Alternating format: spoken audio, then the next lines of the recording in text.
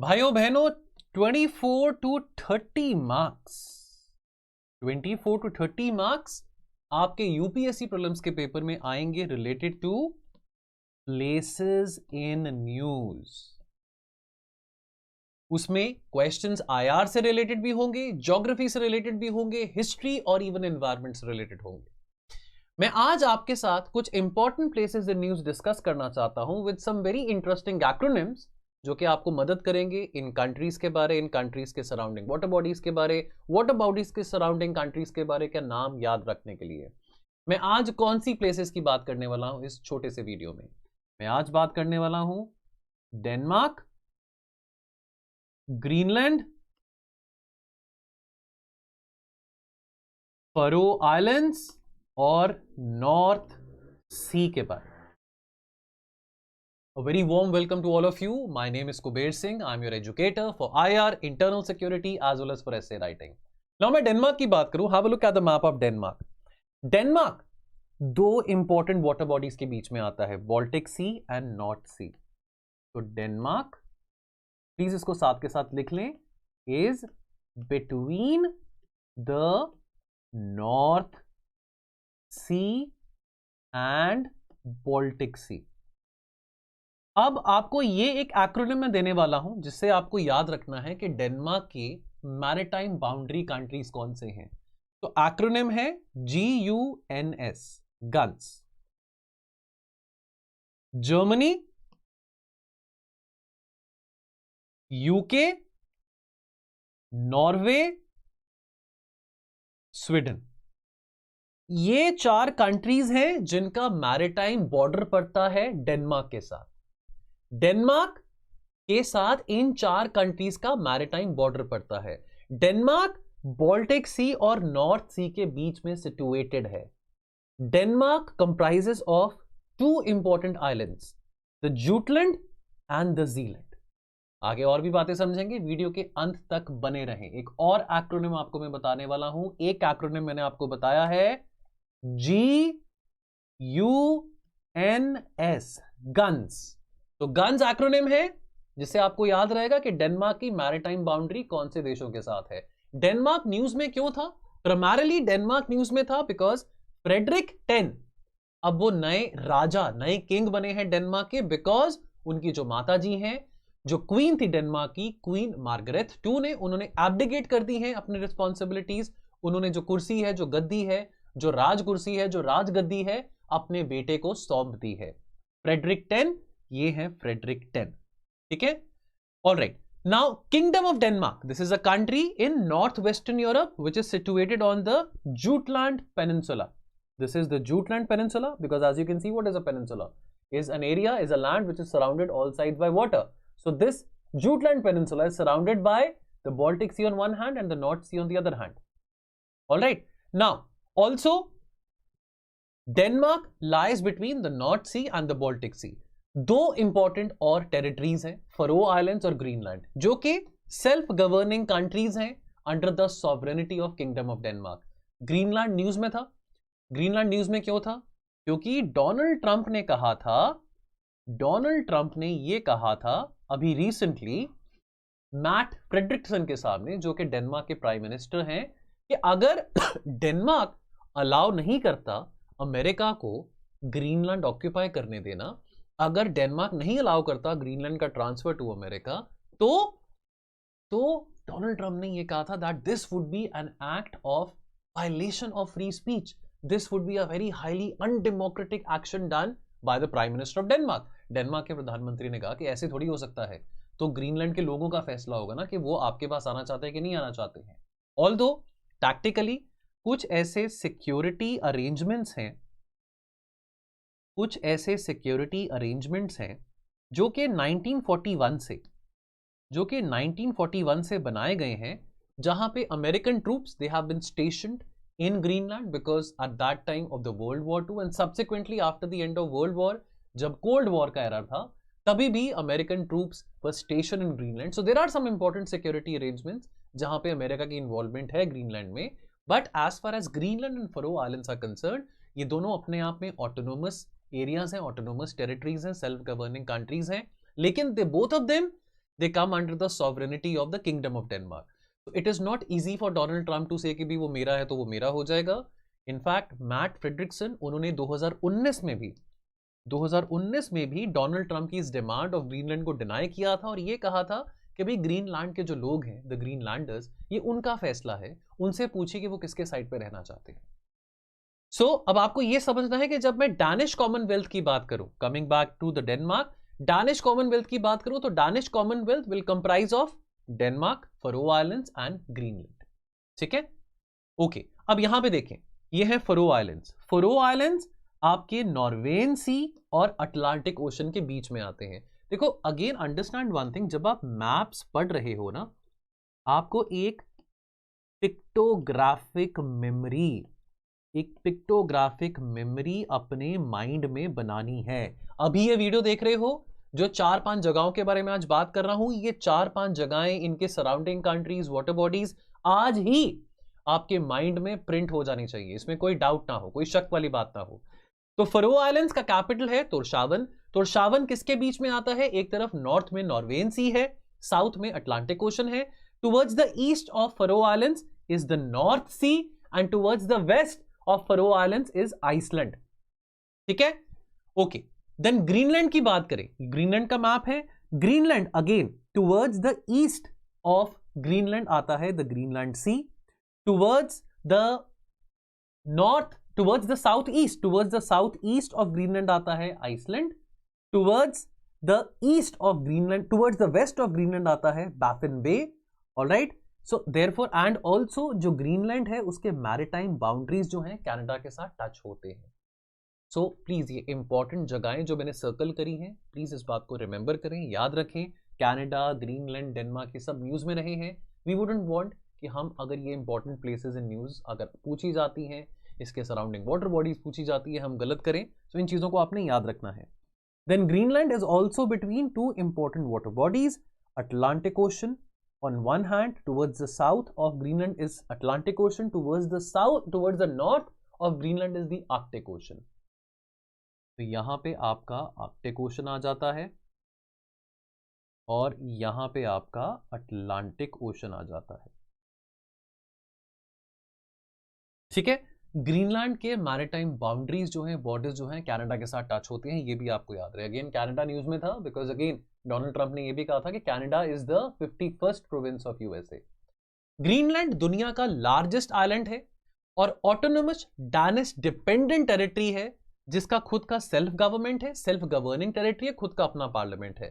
Now understand one thing, Greenland में rare earth elements पाए जाते हैं. In fact of the 34 rare earth minerals, Greenland में 23 रेयर अर्थ मिनरल्स पाए जाते हैं. नाउ वन इंपॉर्टेंट रीजन कि America is very interested in Greenland is because of the mineral wealth in Greenland. Also Greenland में बहुत हेविली चाइना इन्वेस्टेड है. In fact more than 11% of the GDP of Greenland is being driven by the investments coming from China.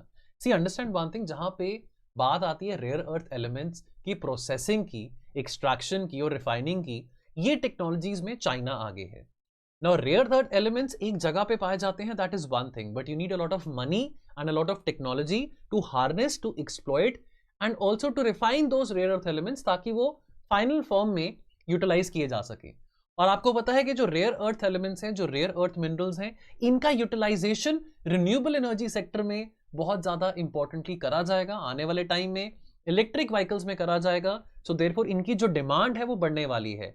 America के important bases हैं Greenland में, America के important military bases हैं, military stations हैं Greenland में. And the growing Chinese presence, the growing Chinese involvement and investment in Greenland, that is a cause of concern for the United states of America. Denmark contribute करता है 2/3 of the budget revenue of Greenland, और बाकी जो 1/3 है वो कहां से आ रहा है? फिशिंग से. तो फिशिंग, यहां पे बहुत अच्छा फिश कैप्चर किया जाता है. ग्रीनलैंड हो गया, फरो आइलैंड्स हो गया, फिशिंग से यहां पे बहुत पैसा जनरेट होता है. फिश कैप्चर यहां पे काफी अच्छा किया जाता है. ऑयल और गैस रिजर्व्स है यहां पे, रेयर अर्थ मिनरल रिजर्व्स यहां पे पाए जाते हैं, जिसके कारण काफी इन्वेस्टमेंट्स यहां पे हो रही हैं. फरो आइलैंड्स की बात करें, फरो आइलैंड्स यहां पे देखिए कैपिटल फरो आइलैंड्स का तोरशावन है, अगेन एक सेल्फ गवर्निंग टेरिटरी है but under the sovereignty of the kingdom of Denmark. तो फरो आइलैंड्स आर्कीपेलेगो है of 18 islands in the north Atlantic ocean. Again यहां पे अटलांटिक ओशन है, यहां पे नॉर्वेन सी है, यहां पे आइसलैंड है और यहां पे क्या है, यहां पे आपका नॉर्थ सी आ जाता है। मैं यहां पे लिख देता हूं, यहां पे नॉर्वेन सी है, यहां पे अटलांटिक ओशन है, यहां पे आइसलैंड आ जाता है।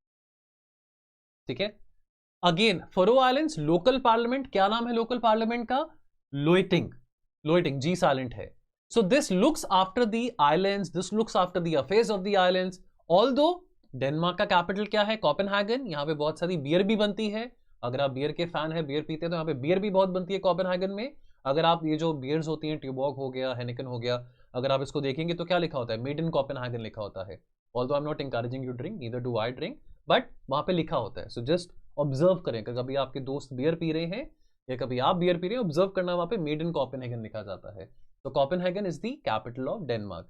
सो Denmark looks after the defence and foreign relations of Faroe Islands, लेकिन जो बाकी इंटरनल मैटर्स हैं वो एक लोकल पार्लियामेंट है फरो आइलैंड्स का जिसका नाम है Logting, that looks after it.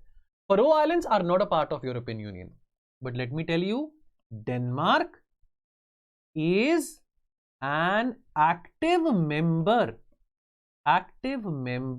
of European Union. European Union का प्रीडिसेसर क्या था, यूरोपियन इकोनॉमिक कम्युनिटी। तो 1973 में डेनमार्क EEC का मेंबर बना था।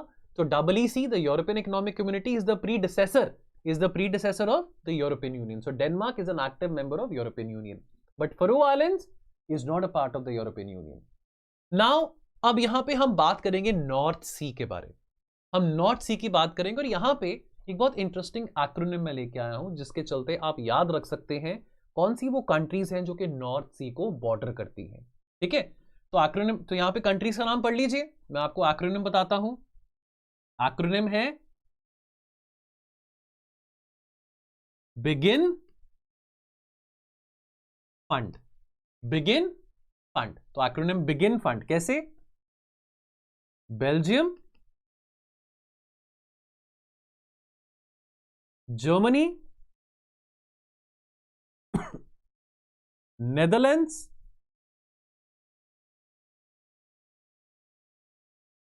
France, UK, Norway, Denmark. 1 2 3 4 5 6 7 begin fund. ठीक है, ओके, तो यहां पे सारी कंट्रीज कवर हो गई हैं। So Belgium, Germany, Netherland, France, UK, Norway, Denmark. Begin fund ये एक्रोनिम है to remember the name of the countries which border और सराउंड द नॉर्थ सी। बात समझे? More facts on the North C. North sea shallow है, enclose sea है in the north western Europe. और अब again map में अगर हम देखें, देखो understand one thing, North sea connected है अटलांटिक ओशन के साथ by the English Channel towards the north of the North C. North of the North Sea is connected to the Atlantic Ocean by the English Channel, and towards the north of the North Sea, the North Sea is connected to the Atlantic Ocean via the Norwegian Sea in the north. ठीक है, तो यहां पे लिख देता हूं, North Sea is connected to the Atlantic Ocean via the English Channel and